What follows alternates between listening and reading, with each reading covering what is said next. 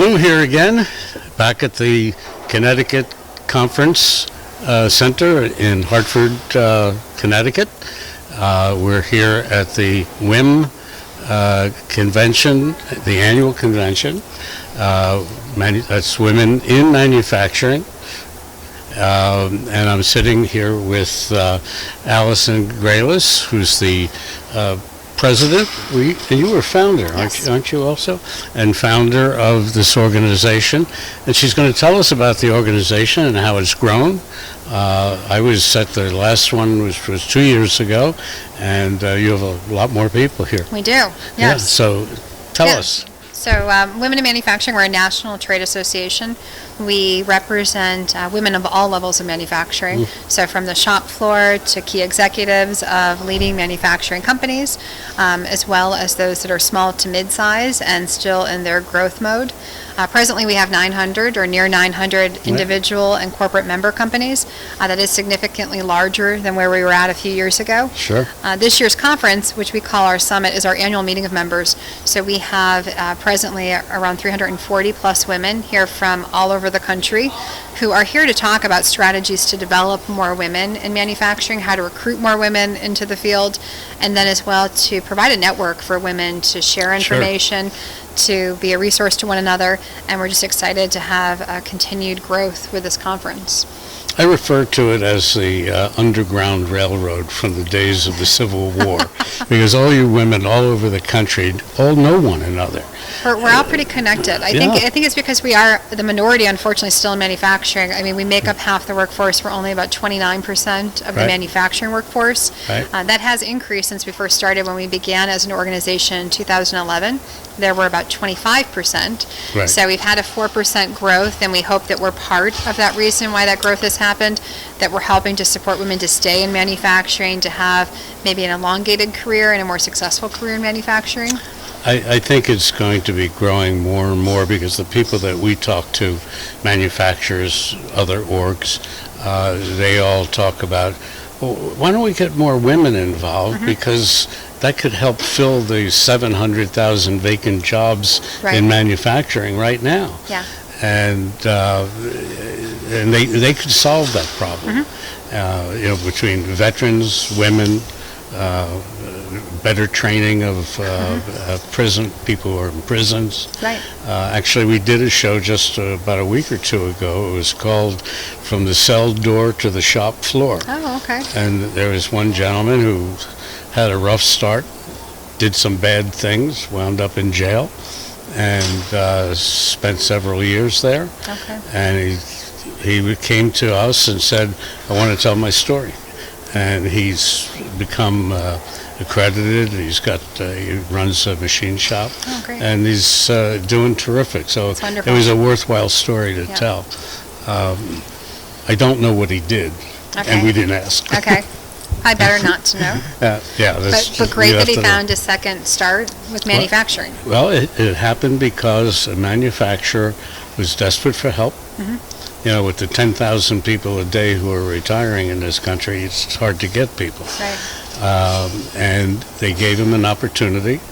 They sent him to school. They paid for his education. That's great. The training, vocational training, and he's now running the shop. So there are good people out there that need to come up with new solutions for desperate situations, and to be creative. You have to think literally out of the box. Even though I think Christina McKenna said something this morning about that manufacturers have to start thinking in the box. I think that was related to branding in your personal brand. And having kind of key messages that you stay on point with. But I think manufacturers have to think creatively as they look for new pools for talent and finding partners and finding other organizations that have similar common goals and missions and the right types of candidates. So veterans are one population. Women are obviously a great talented population. More and more women are graduating from college with advanced degrees, with engineering degrees. They could be the right people to fill many of these skilled positions and have very valuable careers in manufacturing. And there are many new training programs coming about now. Not so much at the federal level, but to a great extent at the state level. Yes. The state governments with community colleges and so on, they're really coming up with some very creative programs. They are. And by the way, I meant to tell you that I'm really honored by the fact that you're wearing the yellow and black. You're co-branding with me. I was not done intentionally, but happy to marry colors and have similar colors that complement. Yes. Great, thank you. So how many chapters do you have around the country now? We now have 14 chapters. 14. So we have lots more in development. So we've tried to come up with a better structure to help start chapters. We have lots of women and lots of individuals that have an interest in growing a chapter in their local state. Right, I heard that. So we're working with them collaboratively to figure out how to grow membership, how to make sure there's a constituency there, and then we help and market and promote programs in those regional areas. Right. And the secret that I told on a previous show today was that we're starting another radio program or podcast called WHAM. Yes. Not to be confused with WIM. Yes. That's Women and Manufacturing. And we're going to have rotating hosts. And you have agreed to be one of our hosts. Yeah, I look forward to it. And talk about the word and get the word out about women in manufacturing. And we're all very excited about doing this. Yeah, we are too. We're very excited. Yeah, that's great. So thanks. So what's your future plans? So our future is to grow our organization, which, we started in 2011.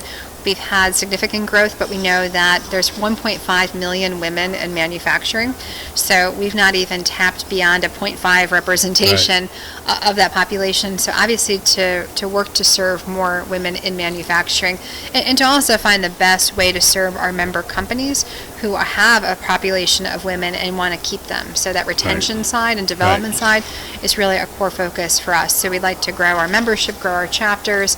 This event, we'd love in 2 years when we celebrate our 10-year anniversary to have more than 500 women in attendance. So I think growth is on our mind, and to achieve growth we need to have more supporters and participants and getting the word out. We all need more supporters. Yes. Where's next year's show? Next year we're in Indianapolis in October. So we typically are September, October, fall in the calendar year. So next year we'll be in Indianapolis. Again, I think it's the second largest manufacturing state in the country. Usually they vie with Texas. Wisconsin. Usually it's a balance, a swap back and forth between Wisconsin, which is where we had our summer board meeting last year in Madison. Right. So I know the Lieutenant Governor had attended that as well as a resource. So typically between Wisconsin and Indianapolis, there's a strong strength in manufacturing, so we think it's a great city to go to next October. Sure. You've never done Chicago, have you? We did Chicago. We were in Schaumburg. So we've done now 7 cities, and we have next year Indianapolis. The year thereafter is to be determined, and then one thought is to go back to Cleveland, where we first started in 2020. On your 10th year anniversary? On our 10-year anniversary, which is where we're headquartered. So very memorable. It makes life nice to be in your backyard. Yeah, absolutely. And Cleveland is a booming city, so I think it would be a great time to go back. Sure. So they had, how many speakers did you have today? Gosh, we have a lot. So keynotes today, I think we had 5 or 6 keynotes, and then tomorrow we dive into tracks. So what we've tried to do is take the best of other conferences that I attend, that our members attend, and we really have tried to segment 4 key tracks for participants so they get to choose kind of where they learn over the course of tomorrow. So we have an operational excellence track, we have a diversity and inclusion track, and then 2 others to which people can opt in and out of the different sessions. So there I think we've got 4 topic discussions throughout the course of the day, so a whole bunch of other knowledge experts with us tomorrow. I do have to say that all the women that I've spoken to 2 years ago and today and last night, they're all so passionate about what they're doing, and to get women recognized, even if they have to pay equal pay. Right. But everyone is very passionate about what they're doing here, as you are. Yes. And I congratulate you on, again, a successful show today and tomorrow. And we'll see you around, and we'll see you on the WHAM. Yep, I can't wait to do the podcast, and thanks for being here. Okay, thank you. Appreciate your support. Thank you. Take care. Thanks for joining us on Manufacturing Talk Radio. You can hear our next broadcast each Tuesday at 1 p.m. Eastern Standard Time at mfgtalkradio.com.